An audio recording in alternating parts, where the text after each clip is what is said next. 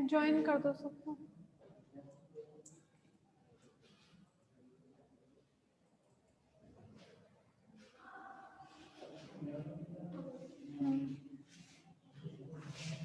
ठीक है, तो अब इस क्या करना है आपको, कांस्टेंट बाहर निकाल के 0 to पाई लेके इस इंटीग्रेशन को सॉल्व करना है जस्ट। ठीक है, तो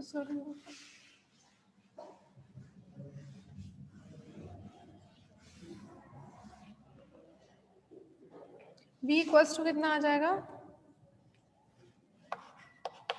k सिग्मा, इसको भी बाहर लिख लेती हूँ मैं, 2 pi r square k sigma, अंदर आ जाएगा 0 to pi sine theta d theta z square plus are square minus 2zr cos theta. इसको सॉल्व करने के लिए हम इसको क्या मान सकते हैं, टी स्क्वायर अज्यूम कर सकते हैं। आप इसको माना z square plus are square minus 2zr cos theta equals to t square. ठीक है, तो आप इधर क्या आ जाएगा, थीटा के रेस्पेक्ट में करेंगे, ये तो दोनों कांस्टेंट ही है, माइनस 2zr कॉस थीटा का डिफरेंशिएशन क्या होगा, minus sine theta d theta equals to 2t dt। ठीक है, तो यहाँ से हमें क्या चाहिए, साइन थीटा डी थीटा चाहिए, उसकी जगह पर हम क्या लिख सकते हैं, 2 से 2 कैंसिल हो जाएगा, t dt upon z r. ठीक है, साइन थीटा डी थीटा के वैल्यू हो जाएगा t d t upon z r, और इसकी जगह पर क्या लिख सकते हैं आप, टी लिख सकते हैं।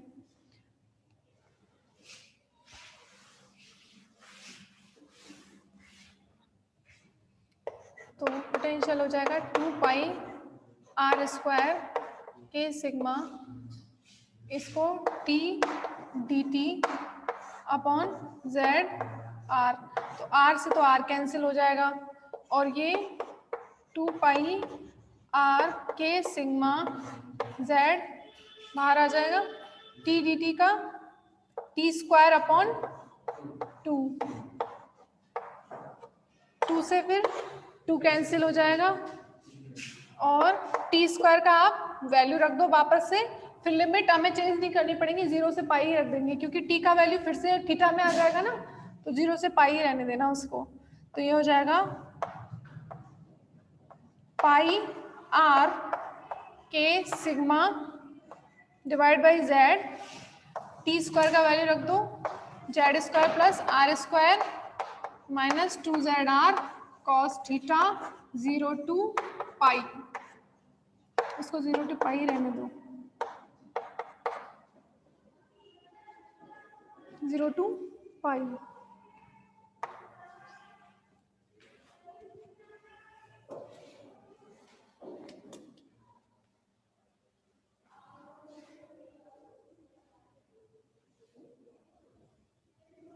कॉस पाई और कॉस 0 दो ही लिमिट आएंगे, रूट टी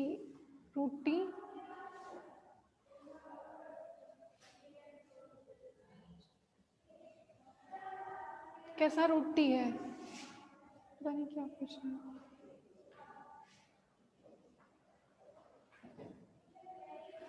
इस पूरे को टी स्क्वायर लिखा है, रूट टी नहीं, जब इसको टी स्क्वायर लिखेंगे तो टी स्क्वायर का अंडर रूट क्या हो जाएगा, टी ही तो हो जाएगा। अच्छा,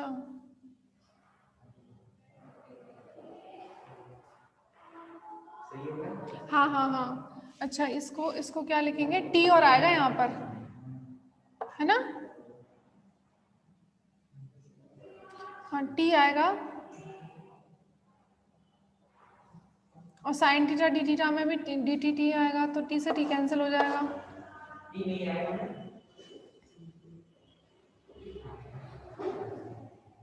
T d T by Z square, नहीं इसकी जगह भी तो लिखना पड़ेगा ना,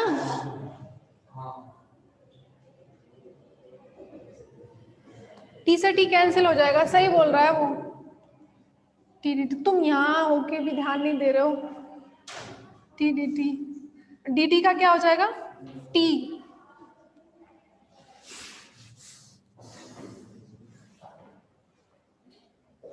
टी आएगा ना रूट टी, इसकी भी तो वैल्यू रखेंगे, तो ये कैंसिल हो जाएगा, इसका जो वो आएगा ना वो 2 पाई आर स्क्वायर सिग्मा,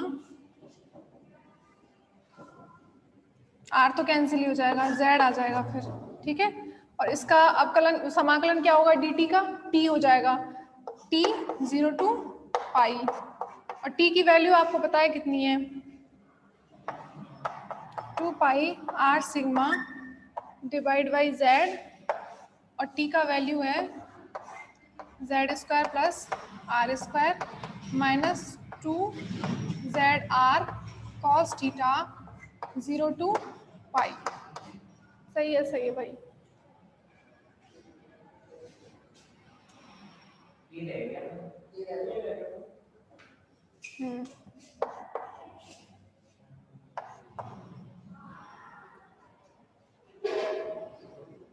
अब लिमिट रख दो, मिटा दूं ना,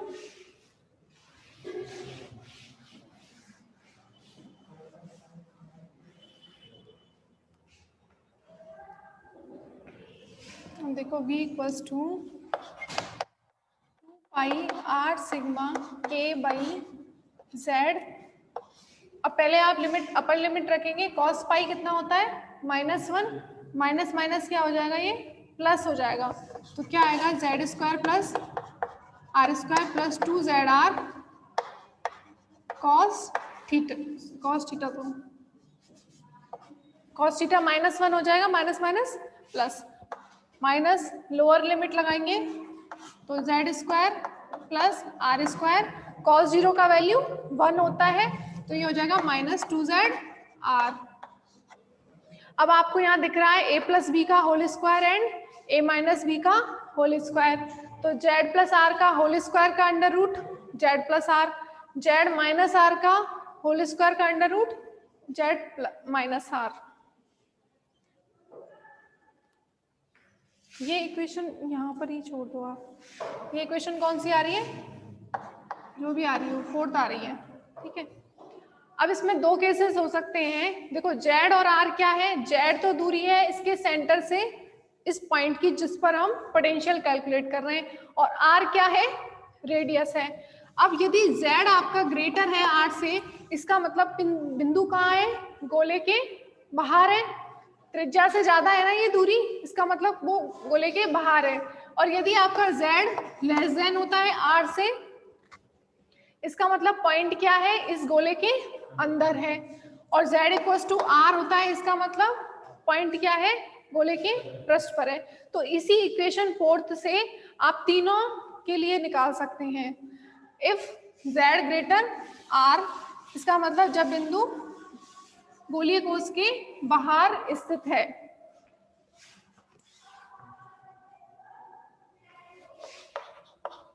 जब बिंदु गोलीय कोश के बाहर स्थित है,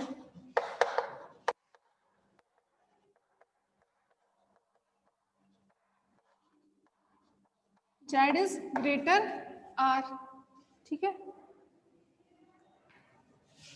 तो v इक्वल्स टू, इसको एक स्टेप और लिख लेना, ये हो जाएगा under root Z plus are का square minus under root Z minus are का स्क्वायर, ठीक है। ये और लिख लेना एक स्टेप, बाहर कांस्टेंट लिख के यही एक इक्वेशन इसके ऊपर लिख लो।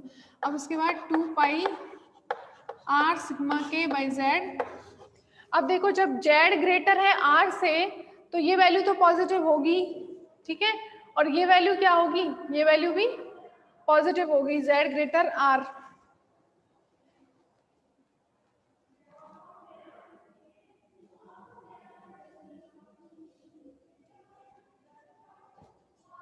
ठीक है, तो इसको क्या लिख सकते हैं, z plus r minus z minus r, ठीक है, क्योंकि जेड ग्रेटर आर होगा उस केस में जेड माइनस आर कैसा होगा, पॉजिटिव होगा, ठीक है।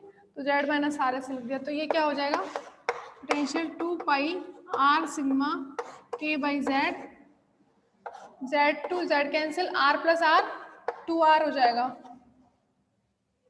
ठीक है। अब इसको देख लो आप, सिग्मा की वैल्यू कितनी थी, के की वैल्यू पुट करो कितना आता है,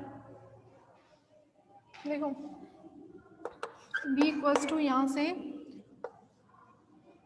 4 पाई आर स्क्वायर हो रहा है, एक तो 2 इंटू 2 4 पाई आर स्क्वायर, के का वैल्यू क्या होता है 1/4 पाई एप्सिलॉन नॉट जेड, और क्या रह रहा है सिग्मा। तो सिग्मा के पदों में नहीं लिखा है इसमें, सिग्मा को क्या था, देखो सिग्मा क्या लिखा था आपने, Q is equal to sigma by A, पृष्ठ आवेश घनत्व तो था, तो यहाँ से Q को सिग्मा को क्या लिख सकते हैं आप, Q by 4 pi r square लिख सकते हैं कि नहीं।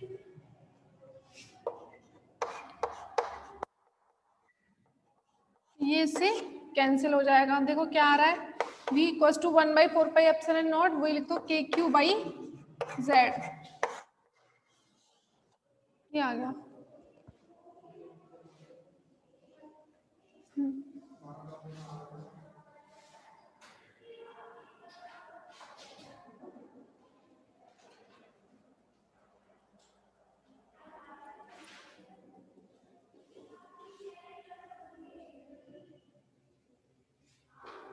अब ये जो विभव का मान है वो एक गोलीय कोष के कारण नहीं है, संपूर्ण गोले के कारण है, क्योंकि आपने थीटा की लिमिट 0 से पाई लगा दी है, ठीक है। जब तक थीटा की लिमिट नहीं लगाई थी तब तक वो नहीं था कि वो एक गोलीय कोष के कारण था, पर आपने 0 से पाई तक जब लिमिट लगा दी है तो वो संपूर्ण गोले के कारण हो गया, ठीक है। तो संपूर्ण गोले के कारण, संपूर्ण किसी गोलीय आवेशित चालक गोले के कारण बाह्य बिंदु P पर विभव किस पर निर्भर करता है, सेंटर से उसकी दूरी पर निर्भर करता है, और उसके इनवर्सली प्रोपोर्शनल होता है। जैसे जैसे दूरी का मान बढ़ेगा वैसे वैसे क्या होगा, विभव का मान कम होता जाएगा। अब दूसरा केस ले सकते हैं, जब बिंदु गोले के अंदर हो, गोले के अंदर होगा उस केस में z लेस देन r हो जाएगा, और z माइनस आर स्क्वायर का अंडर रूट, उसको क्या लिख सकते हैं फिर r माइनस जेड, ठीक है।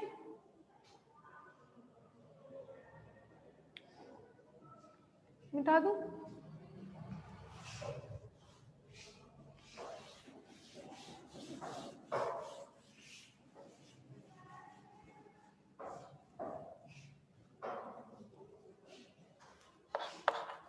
जब बिंदु गोलीय कोष के अंदर स्थित है तो z लेस देन हो जाएगा r से, तो जो under root z minus are का स्क्वायर है, जब आपको पता है कि r बड़ा है तो आप इसको क्या लिख सकते हैं, पॉजिटिव के लिए r माइनस जेड, क्योंकि r बड़ा है, ठीक है।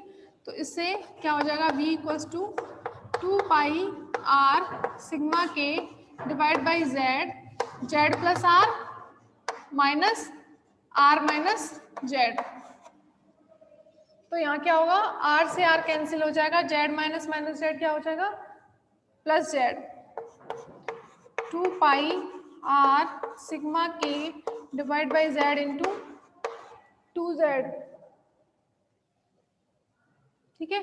तो z से z कैंसिल हो जाएगा, ये आ जाएगा आपका 4 पाई r सिग्मा के, और सिग्मा को क्या लिख सकते हैं आप यहाँ से, सिग्मा को क्या लिख सकते हैं, q by 4 pi r square, अभी बताया था।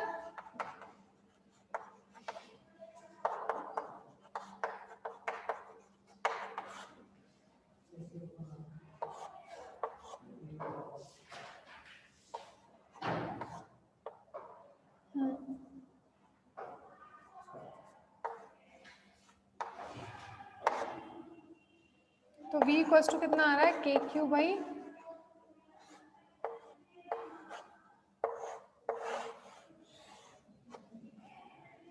ठीक है। तो अंदर जैसे मान लीजिए ये बिंदु यहाँ पर होता, अंदर ये P पॉइंट यहाँ होता, तो विभव का मान कितना होता, के क्यू बाई जो उस गोले की त्रिज्या है, ठीक है। अंदर किसी भी बिंदु पर आप विभव निकालेंगे तो वो एक समान ही रहेगा, क्योंकि त्रिज्या क्या है आपकी, एक समान है, Q भी कांस्टेंट है और R भी क्या है, कांस्टेंट, तीनों चीजें आपको पता है। तो अंदर कहीं पर भी हो के क्यू बाई आर ही होगा, जो दूरी पर निर्भर नहीं करेगा, ठीक है। अब देखो पृष्ठ पर निकालेंगे तो भी क्या होगा, यही आएगा, जेड इक्वल्स टू आर ले लो आप सतह पर।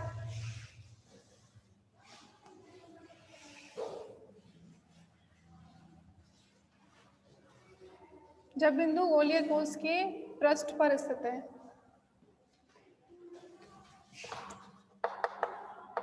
तो z equals to r, z equals to r होगा तो ये वैल्यू क्या हो जाएगी, 0 हो जाएगी दूसरी वाली टर्म। तो v इक्वल्स टू कितना आ जाएगा, सतह पर v सतह 2 पाई r सिग्मा के divide by z plus are का स्क्वायर का अंडर रूट वही हो जाएगा, और इधर क्या आ जाएगा 0। तो z प्लस आर को भी जब z r के इक्वल है तो आप इसको क्या लिख सकते हैं, 2r लिख सकते हैं ना, कुछ भी लिख लो, 2z 2r। हाँ ठीक है 2z लिख लेते हैं, वही आ गया 4 पाई के आर सिग्मा, सिग्मा की वैल्यू रख देंगे तो ये आ जाएगा के क्यू बाई आर, जो अभी जस्ट किया है।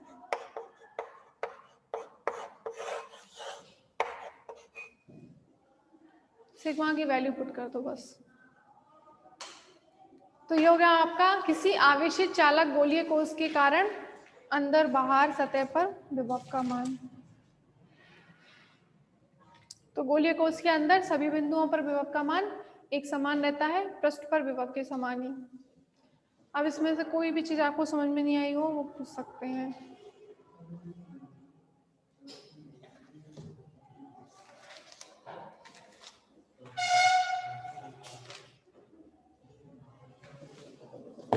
एक क्वेश्चन कर लो, 5 मिनट हैं तो।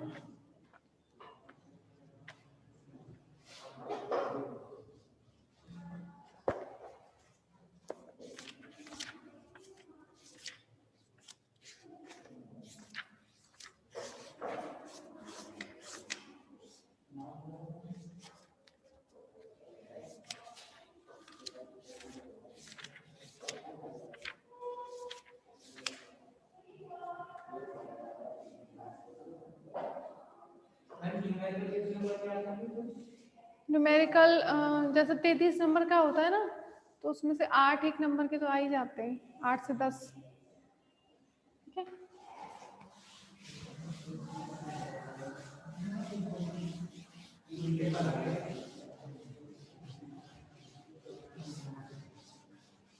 पाँच साल के जो पुराने पेपर है ना, उनमें से 5 साल के पेपर में जितने भी क्वेश्चन आए हैं उनको रिपीट कर लेना, बस उनको याद कर लेना, पेपर वहीं की वहीं घूमता रहता है, सेम क्वेश्चन आ जाएंगे। ऐसा नहीं है 12th की तरह के जो क्वेश्चन आ गया वो मुश्किल ही है कि दोबारा आए, ऐसा होता है ना, पर बीएससी में तो बहुत क्वेश्चन रिपीट होते हैं। ठीक है, तो एक क्वेश्चन है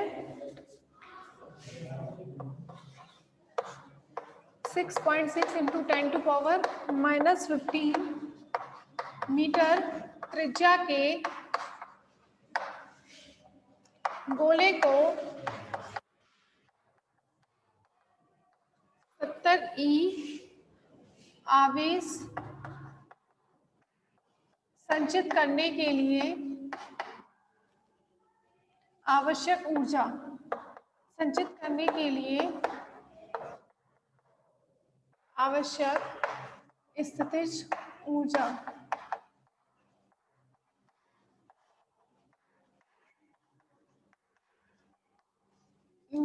ज्ञात करो।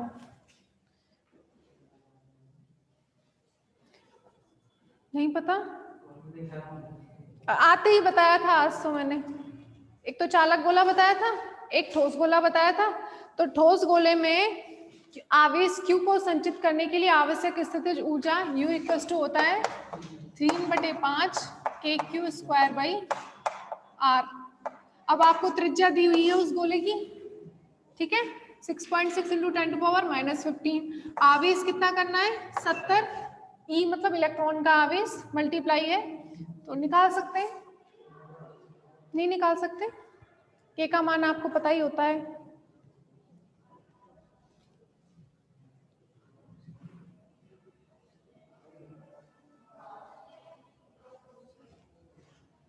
निकाल के बताओ आंसर कितना आ रहा है। U इक्वल्स टू 3/5, के का वैल्यू 1/4πε0 या 9 × 10⁻9 न्यूटन मीटर पर कूलम स्क्वायर,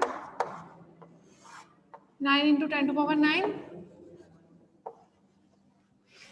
Q का वैल्यू है 70 इंटू ई मतलब 1.6 × 10⁻19 इसका होल स्क्वायर। रेडियस कितना है गोले का 6.6 × 10⁻15। Solve it.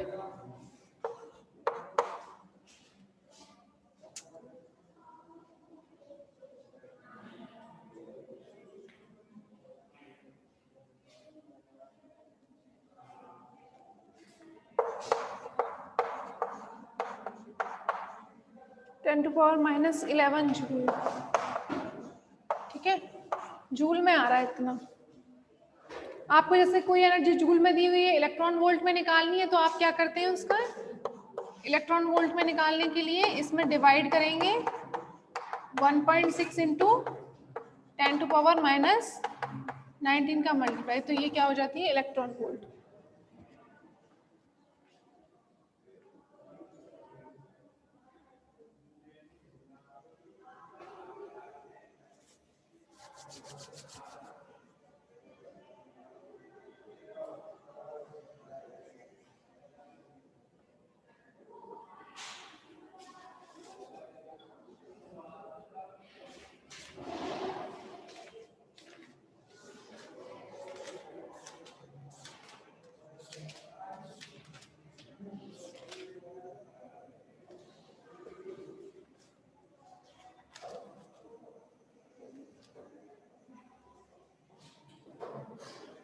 ऑफ कर दो मैं मोबाइल।